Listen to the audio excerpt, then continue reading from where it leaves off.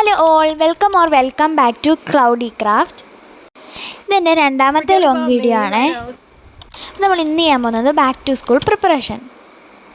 Guys, ഞാൻ വലിയ preparations ഒന്നും എടുത്തിട്ടില്ല. വീഡിയോ കാണുകയാണെങ്കിൽ സബ്സ്ക്രൈബ് ചെയ്തിട്ട് കാണുക കേട്ടോ.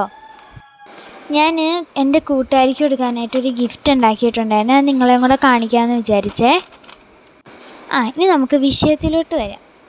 അപ്പോൾ നമ്മൾ ഫസ്റ്റ് ചെയ്യാൻ പോകുന്നത് പൗച്ച് സെറ്റ് ചെയ്യാം.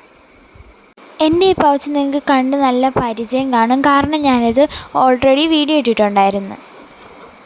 ഇത് വന്നപ്പോൾ ഇതിൻ്റെ കൂടെ സ്പോഞ്ച് ഇട്ടത്തില്ല, ആ സ്പോഞ്ച് വരെ അതിൻ്റെ അകത്ത് ഇരിപ്പുണ്ടായിരുന്നു, അതുപോലും എടുത്ത് കളഞ്ഞില്ല ഗൈസ്. ഇനി ആ സ്പോഞ്ച് വെച്ചിട്ട് നമുക്ക് ക്രാഫ്റ്റൊക്കെ ചെയ്യാമേ. അപ്പോൾ ഇതാണ് എൻ്റെ പൗച്ച്. അപ്പോൾ നമ്മൾ ഫസ്റ്റ് വെക്കുന്നത് 2 പേനയാണ്. ഞാൻ എപ്പോഴും യൂസ് ചെയ്യാറുള്ളത് ക്യാൻഡിയുടെ പേനയാണ്.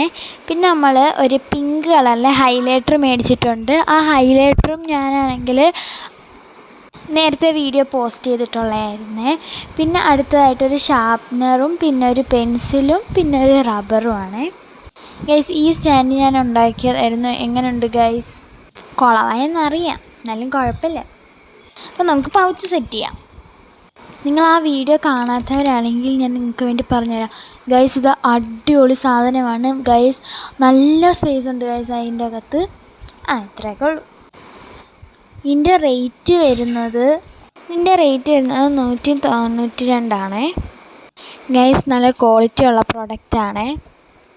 നമ്മൾ ഇതിൻ്റെ അകത്ത് സാധനങ്ങളൊക്കെ വെച്ച് കൊടുക്കുന്നുണ്ട് ഗൈസ്. ജൂൺ 1 സ്കൂൾ വർക്ക് വേണം. പിന്നെ ഞാൻ ഇതിൻ്റെ അകത്ത് ഒരു സ്റ്റിക്കി നോട്ടും കൂടെ വെച്ച് കൊടുക്കുന്നുണ്ട്. ഈ സ്റ്റിക്കി നോട്ടിൻ്റെ വില വരുന്നത് 40 രൂപയ്ക്കാണ്. പിന്നെ ആ വലിയ ഉറയിൽ നമ്മളൊരു ജോമെട്രി ബോക്സ് വെച്ച് കൊടുക്കുന്നുണ്ട്.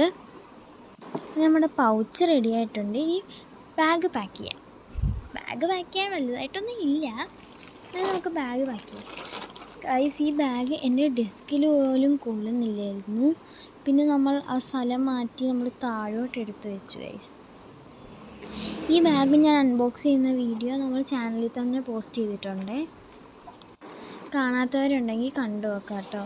ഞാൻ ഫസ്റ്റ് ഈ കുഞ്ചൊറയിൽ വെച്ച് നോക്കാൻ നോക്കി, പൗച്ച് പറ്റിയില്ല. കുഴപ്പമില്ല, നമുക്ക് വലിയ ഉറയുണ്ടല്ലോ, അതിൽ വെക്കാം. ഗൈസ്, ബാക്ക്ഗ്രൗണ്ട് മാറിയത് എന്താണെന്നറിയാമോ? ഞാൻ താഴെ വന്നു ഗൈസ്. ആ ഡെസ്കിൽ എൻ്റെ ബാഗ് കൊള്ളുന്നില്ല.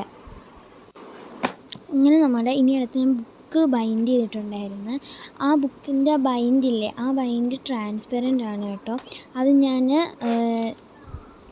എജുമാട്ടിൽ നിന്ന് മേടിച്ചായിരുന്നേ.